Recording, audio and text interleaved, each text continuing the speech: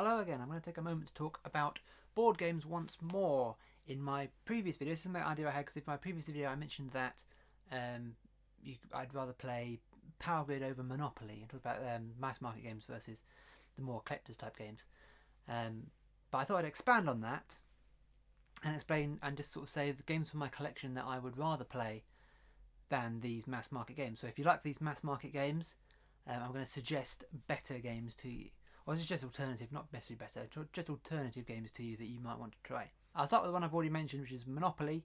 You know, you like Monopoly, it's moving around the board, managing your money, building hotels and things.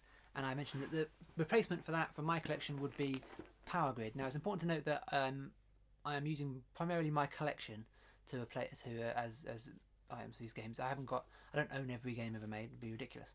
But yeah, games from my collection that I think could replace these games. And yeah, Power Grid for Monopoly. Power Grid, you're auctioning to buy various different power plants, various different designs, I suppose, on power plants.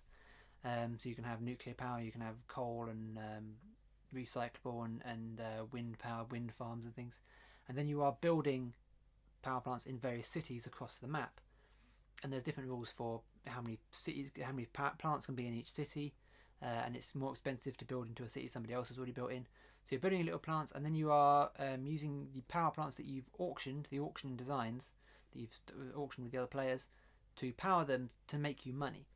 So it's a management of how much money you spend, how much money you think you're going to make, to try and compete with the other players for resources, and to try and buy things before other people do and stuff like that. So I'd argue that it's a very good replacement for Monopoly. It has similar kind of feel of the money management and the building the little wooden houses. I'm gonna replacing Risk. If you like Risk is a war game. You probably know you play across the world map and you have your little armies and they're going up against other people's armies. I've got two options for this. Again, war games on maps basically is what I went for. And my first option is a slightly heavier game, which is Game of Thrones, the board game.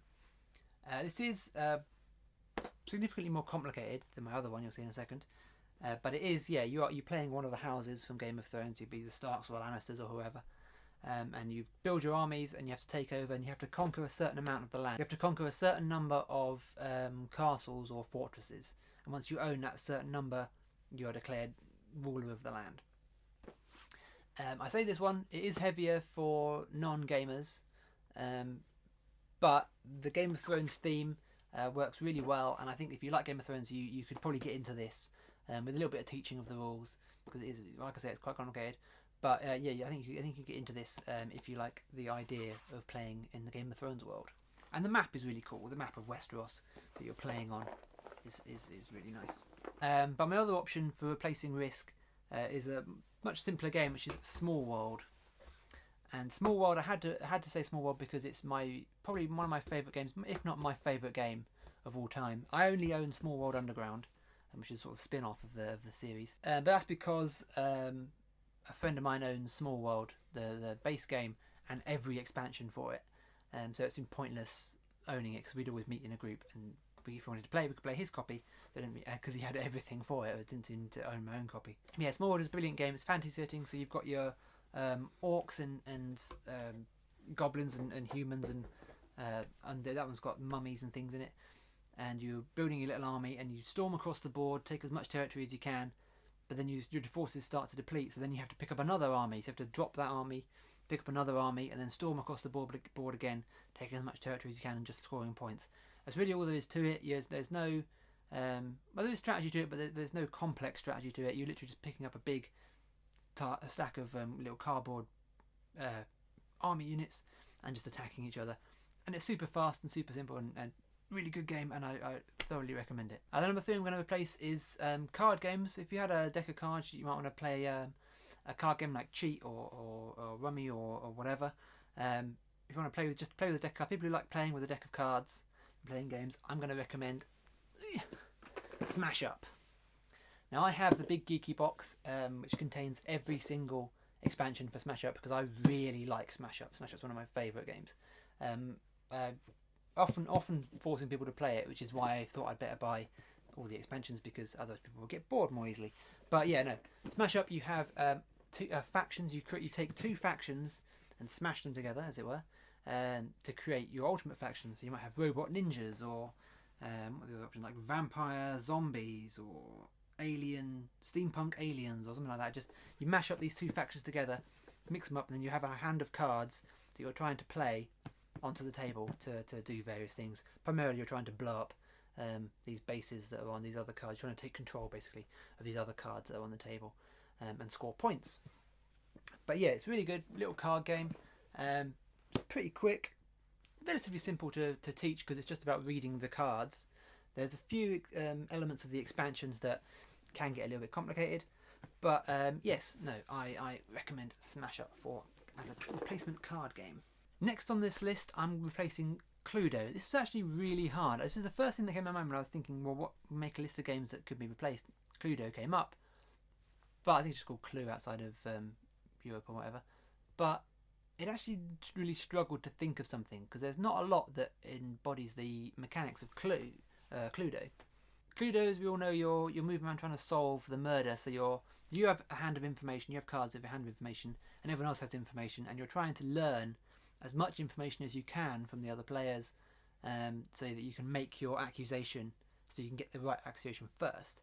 So you're slowly sort of gathering information, and you don't know who knows what and who's further ahead, and you have to kind of deduce as well from what other people are saying as to what they are, what they already know, because they'll be making decisions based on what they've got.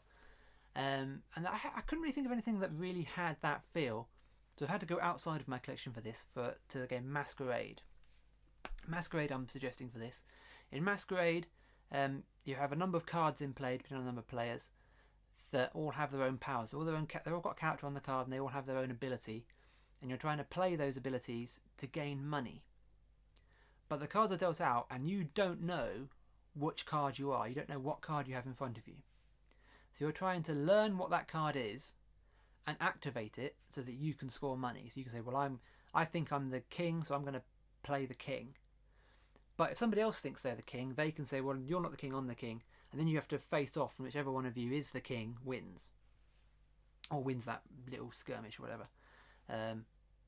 It's really interesting. It's really trying to deductive, trying to work out what other people have. So you're trying to work out what you have. It's kind of quite calculating. I think it works quite well for this category. So yeah, you can always activate your card, you can look at your card, or you can swap your cards with other players. So if another player's got a really powerful card, you might want to take it off them, or you might want to swap them with somebody else. I think it might be a power of... I can't remember exactly how the mechanics of the game work. I don't own the game, but one of my friends does. But you can swap other players around, you can swap yourself, and you can do all sorts of things. So you're trying to basically rotate the cards around so that you get the more powerful cards, and you can activate them so you can work out what you've got, and you can use it to gain money and win the game. Finally, I'm going for a slightly broader term, and I'm going for kind of Snakes and Ladders, the game of life sort of style. Just what games that are basically racing games. So games where you're rolling the dice and trying to get around, or doing whatever, and trying to get around the board before the other players. And as you're moving, you're hitting your spot and doing what your spot says. And then occasionally, some of these games you can sort of mess with other people, but yeah, you're just moving around the board and reacting to what's there. And for my replacement for that style of game is going to be Jamaica.